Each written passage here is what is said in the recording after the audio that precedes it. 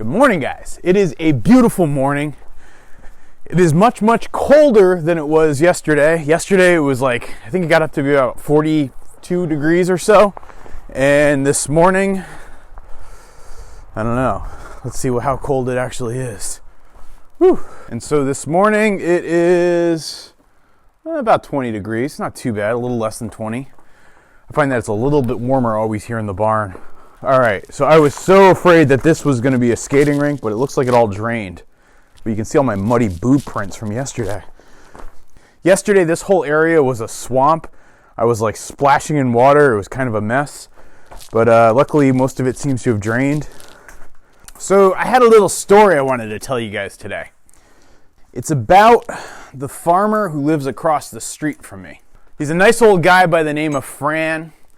He has a farm of his own. He's been in his farm, which is like right across the street from us, for, I don't know, since, I think he said 1952 was when he moved there. He's grown up in our town his entire life, but he lived in another part of town. He lived in East Peacham, and we're in South Peacham. So for people from East Peacham, South Peacham is like a world away, even though, you know, as the crow flies, it's probably about 2.5 miles. He has lived in that house since 1952. He and his wife, Gracia, they are the nicest people in the world. They've been so welcoming to Allison and me ever since we came here. Fran has some of the most incredible stories, and this one story he told me a little while back, I actually want to relay to you guys today. But stick with me here, because I got to get the ducks ready first.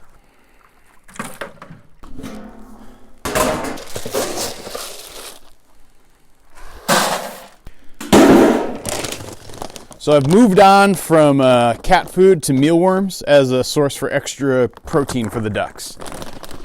I got these bags on sale at Tractor Supply. It was like each 5-pound bag was like $20. Pretty ridiculous. So Fran, like I was saying, he grew up here in Peacham. And growing up, he lived on a dairy farm. So the people who farm in our area are almost exclusively dairy farmers, especially the old-timers. And most of the barns designed around here are actually like the one that I'm in right now. So here in our barn, the first floor here was actually the stables for the horses, and this is where the manure from the cattle would go. So you can actually see piles and piles of ancient petrified cow poop right here.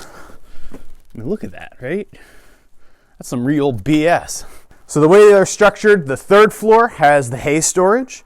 Second floor is where they kept the cows and where they'd milk the cows.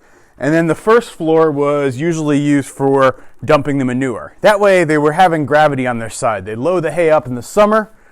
They would drop it down to the cows on the second floor. The cows would eat it. The cows would poop. And then they would drop the manure down this manure chute right down here. And they'd store it and toss it off there. Now the way that a lot of these barns were built, they were usually built on piled stone foundations. You'll notice down here in our barn, we have a poured foundation here, and then there's columns that pour off over here. That's because people have done renovations on our barn over the years to preserve them. And as you hear this story, you're going to know why that's really important. But still, some of our barn, and you can see an example of it right here, has actually just piled stone as well. In fact, like you can see a lot of it right down here. So piled stone, more piled stone. You know, the idea being, let's get the wood off the ground and keep it on some rock. You can see more of it. Ooh, here's a good patch of it. You can see a lot of it right here. And then actually, the grandfather of all piled stone is right here. I mean, look at this giant rock. They used it as a foundation rather than try to move it, which makes a lot of sense. A little while back, I was talking to my neighbor, Fran, and he was telling me why he thought these types of barns and this type of barn construction was so dangerous. And he said it was because it was something that happened to him when he was a kid. Oh, shoot. Gotta make sure the water doesn't overflow. I'm so terrified of flooding this down here and turning it into a skating rink. Whew, that was a close call.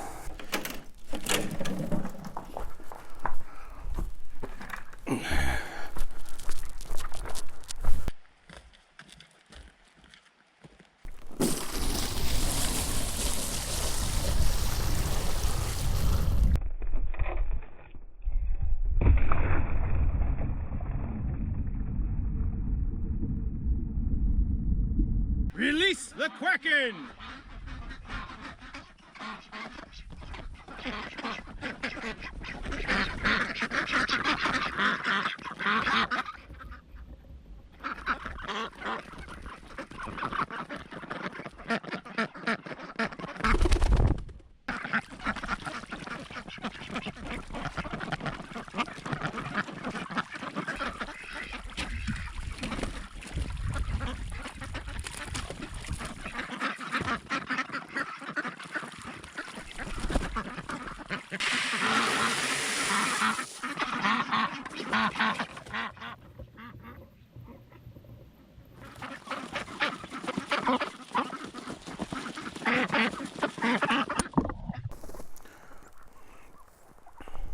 So for your frame of reference, Fran and his wife Gracia actually live, their farm is right over there. Not sure if you can quite see it. There's like a white house and then a barn. Let me cut to some B-roll of it. There you go. Beautiful place, right? And like I said, they've been there since the 50s. Fran actually even used to rent our land here. So like in the 60s and 70s when the Shaw family was kind of in their waning years, Fran leased the land and he would use our barn and he would hay our fields and graze his cattle on our fields and grow corn on the top of the field. And so he knows our land really well. And ever since I moved here, I've found Fran to be just this awesome resource of information and knowledge because, you know, look, I'm a beginning farmer. You could argue I'm not even a farmer yet. And Fran, he has been doing this since he was a kid. So for somebody like me who's new to the area and new to this line of work, a guy like Fran is an invaluable resource. And even if he was a corn-focused dairy farmer of a conventional nature for what the 60s, 70s, 80s looked like, you know, he has a ton of experience and knowledge and some great stories. And so I always enjoy going over there, talking to Fran, getting advice, hearing his old stories. You know, actually the first time I ever met Fran, I was going through our barn and I discovered these old cattle birthing records. And I looked on the name on the record chart and it said F. And I knew that the family across the street were named the. And so I actually stopped over there one day and offered them up to him, and he was blown away that I actually even had the things. But this video isn't really about how great a guy Fran is, because I could probably spend 45 minutes just talking about that. This video is about the time that Fran had a catastrophe happen at his farm when he was a kid, and why he believes our barn should get torn down. So like I said, Fran grew up a couple miles from here over in East Peacham, and his father had a dairy farm, and his father had a barn that was not that different than ours. And Fran often had to do chores. They weren't a huge farm. They probably had about 16 heifers or so. You know, Fran would be responsible as a kid for bringing the heifers in, bringing them up to the second floor so that they could get milked, and then, you know, making sure that they were taken care of. And so one day, Fran was taking the heifers in and bringing them in to get milked, and he noticed down below, on the lower portion of their barn. This is going to require a field trip to explain this properly for those of you who are not familiar with the construction of New England barns. So you see how I've got the duck house or mobile chicken tractor, whatever you want to call it, sitting on that ramp. That ramp is known as a high drive. High drives were really important for the construction of this type of barn. So the way they would do it is they'd bring the hay down from the pasture in the hay cart, roll it up here, and actually drive the cart all the way into the barn. And that would be how they unload without having it be overly backbreaking labor. Most barns that have our model where they have the hay on the third floor, the cows on the second floor, and everything else on the first floor, usually have a second high drive too that would bring you up to the second floor. You can actually see on our barn where our old high drive was. They took it out years ago, but there was a ramp that would go right here, and that's how they'd walk the cattle up. Fran had something similar in his barn. So anyway, one morning, as Fran was walking the heifers up to the barn to get milked, he noticed something. So picture where our concrete column is, just being a pile of stone, not unlike you see down over there. It had toppled over, and the post was just actually hanging in the air. To hear Franny tell it, it's like he's saying, oh, it was sort of swaying this way and that way. And That to me is a terrifying thought. So here he is, 11 years old. He's got about a dozen heifers up on the second floor of a barn, and he notices that down below, the supporting beam that should be supporting right where they're standing wasn't supporting anything. It wasn't supporting anything because the stone that had kept it up had toppled over. So Fran left the barn, ran to go get his father, and he and his father start running back to the barn to go, they ran down to their house. Their house was connected to the barn too, so it's not that different than the setup you see here. And they ran back, and they get there just in time to see the floor collapse and all of the cows fall about, 12 to 15 feet. And they fall in a wreckage into a pile. They all just sort of slid down, Fran said, like you could see them just kind of belly flopping down into the bottom of the barn. And they collapsed. Now again, this is a poor Vermont family who sustains themselves on their farm. Aside from their land, these heifers were all the wealth that they had in the world and was how they supported themselves. So you want some serious stakes, that was there. And what happened was, hey, actually look, I got a visitor. It's my old friend Fran. He's just pulling up. I know, that's what I'm saying. So I gotta. You don't get too near it. Yeah, I know, right? And I'll be living out in the shed for a week or two. Talk about your timing. So just as I'm telling a story about Fran shows up. He declined to comment on camera. He said, "Oh, you tell it. You do better." So, all right, where was I in my story? I completely lost my train of thought now. And so they got in there. They cleared out some of the wreckage, made a path, and the heifers started to walk out of the barn, and they seemed fine. There was one heifer that wouldn't get up, and they were kind of worried about her. She apparently looked like she had been at the bottom of the pig pile, or cow pile, I guess. Or you know what I mean. And so Fran said even the next morning, that cow got up and was up and walking around, and they were all fine.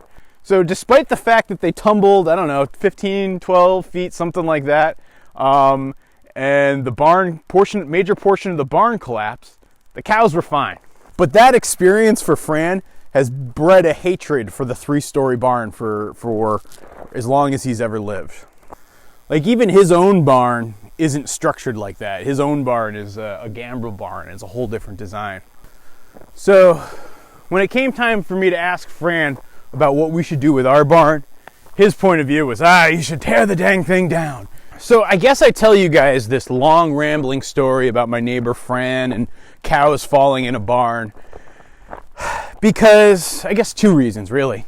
The first one is I just love memories of old farms and hearing how they lived, hearing how people in our area used to do things back in the day, hearing the experiences, hearing the little adventures.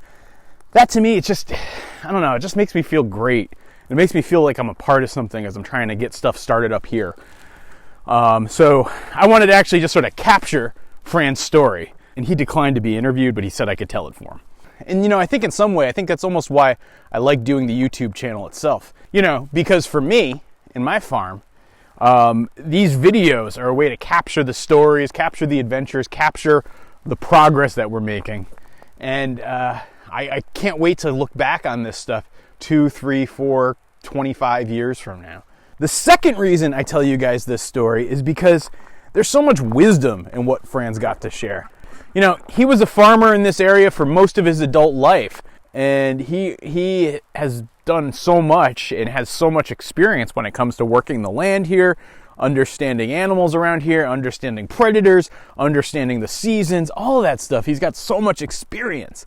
And even if his model of agriculture is drastically different than what I'm trying to establish here, there's so many lessons to be learned there. And so if you're out there trying to start a farm or a homestead or thinking about it, I encourage you to talk to the elders, man. Find out what wisdom they've got. Find out how they used to do things. You might not have to do it exactly the way they did it, but don't be afraid to take some of that lesson learned from them and use it for yourself and make it a part of what you ultimately end up doing. Be sure to watch one of our other videos if you want to learn about what's happening here at Goldshaw Farm. And don't forget to subscribe. I will see you guys in the next video. Thanks.